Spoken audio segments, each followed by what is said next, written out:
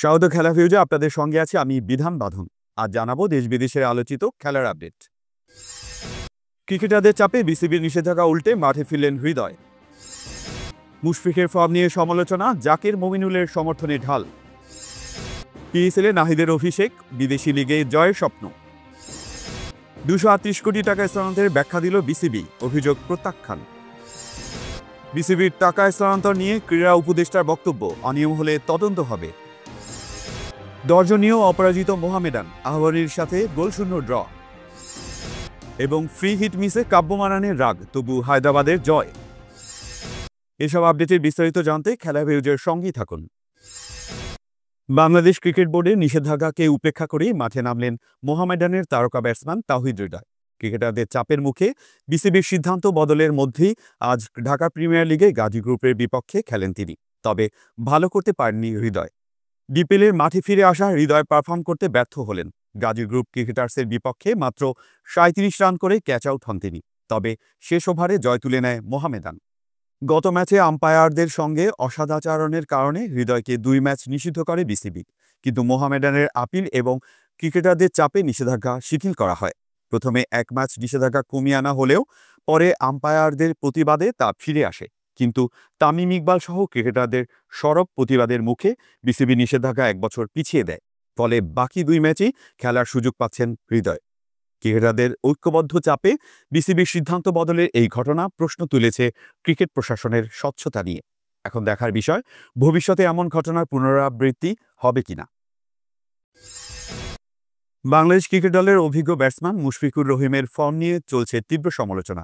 গত 12 ইনিংসে অর্ধশতক না করতে পারায় প্রশ্ন উঠেছে তার ব্যাটিং নিয়ে। তবে দলের সহকর্মীরা এখনও মুশফিকের পাশে দাঁড়িয়েছেন। চট্টগ্রামের সংবাদ সম্মেলনে উইকেটকিপার জাকের আলী ও মমিনুল হক তাকে সমর্থন জানিয়েছেন।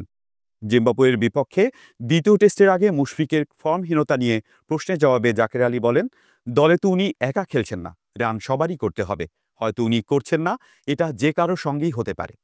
জাকের আরও যোগ করেন, ব্যাটাররা শুধু রানই নয়, লড়াইটাও দেখাতে হবে। এর আগে মমিনুল হকও মুশফিকের পক্ষে কথা বলেছিলেন। তার মতে, মুশফিকুর রহিমের মতো অভিজ্ঞ খেলোয়াড় নিজেকে ফিরে পাবেন। বাংলাদেশ ক্রিকেটে তার অবদান কেউ ভুলে যাবে না।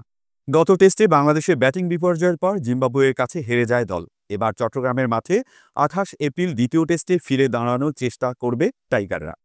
অভিজ্ঞ মুশফিকুর রহিম কি ফিরে পাবেন তার পুরনো জৌলুস, নাকি জিম্বাবুয়ের বিপক্ষে আবারও ব্যাটিং বিপর্যয়ের মুখোমুখি হবে বাংলাদেশ? উত্তর মিলবে আগামী টেস্টে। বাংলাদেশের তরুণ স্পিড স্টার নাহিদ রানা প্রথমবারের মতো বিদেশি ফ্র্যাঞ্চাইজি লিগে খেলতে যাচ্ছেন। পাকিস্তান সুপার লিগে পেশোয়ার জালমির হয়ে মাঠে নামবেন এই ফাস্ট বোলার। পাকিস্তানের উদ্দেশ্যে ঢাকা ছেড়েছেন নাহিদ। তার আগে তিনি জানিয়েছেন, এই নতুন অভিজ্ঞতা থেকে অনেক কিছু শেখার আছে। নাহিদ রানা বাংলাদেশের ক্রিকেটে গত 1 বছরে নিজেকে প্রতিষ্ঠিত করেছেন দ্রুতগতির বোলার হিসাবে। এবার পিএসএল পেশোয়ার জালমির হয়ে খেলার সুযোগ পেয়ে উচ্ছ্বসিত তিনি। দেশ ছাড়ার আগে নাহিদ বলেন, এটা আমার জন্য বড় একটি সুযোগ। চেষ্টা করব ম্যাচ বাই ম্যাচ ভালো করতে, নতুন পরিবেশ থেকে অনেক কিছু শিখতে চাই। পিএসএল ড্রাফটে 39 বাংলাদেশি ক্রিকেটার নিবন্ধন করলেও দল পেয়েছেন মাত্র 3 জন, নাহিদ রানা, লিটন দাস ও রিশাদ হোসেন।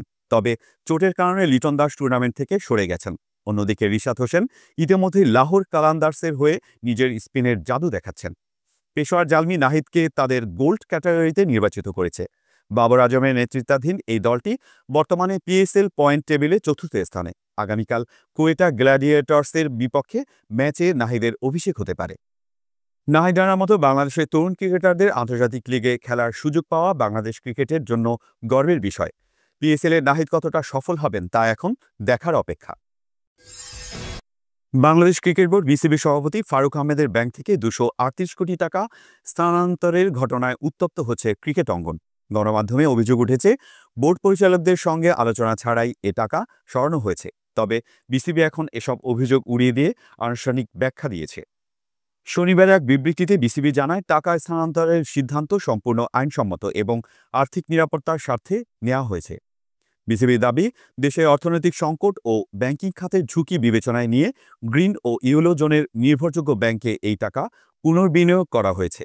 বিবৃতিতে আরও বলা হয়, এই সিদ্ধান্তে বোর্ডের ফিন্যান্স কমিটি ও টেন্ডার কমিটির চেয়ারম্যান সহ সংশ্লিষ্টরা জড়িত ছিলেন। বিসিবি সভাপতি এককভাবে কোনো সিদ্ধান্ত নেননি।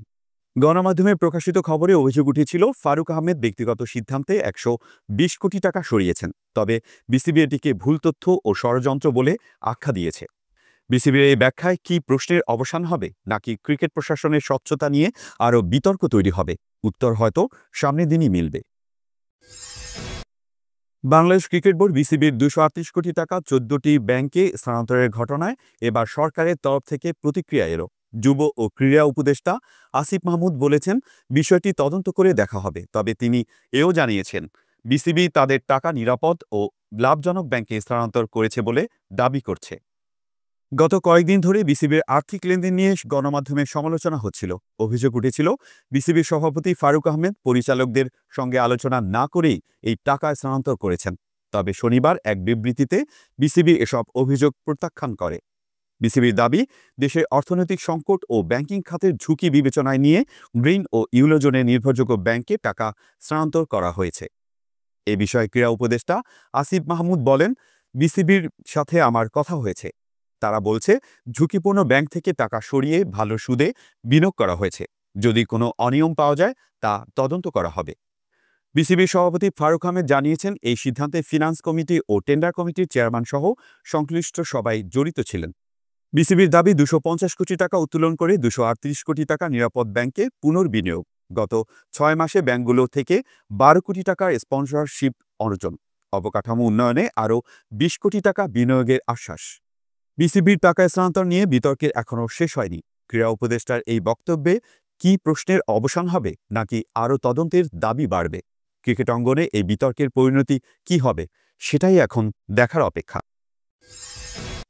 বাংলাদেশ প্রিমিয়ার লিগের উত্তপ্ত ম্যাচে ঢাকার দুই দল আবাহনী ও মোহামেডান মুখোমুখি হয়েছিল। তবে এই হাই ভোল্টেজ ম্যাচটি শেষ হয়েছে গোলশূন্য ড্রতে।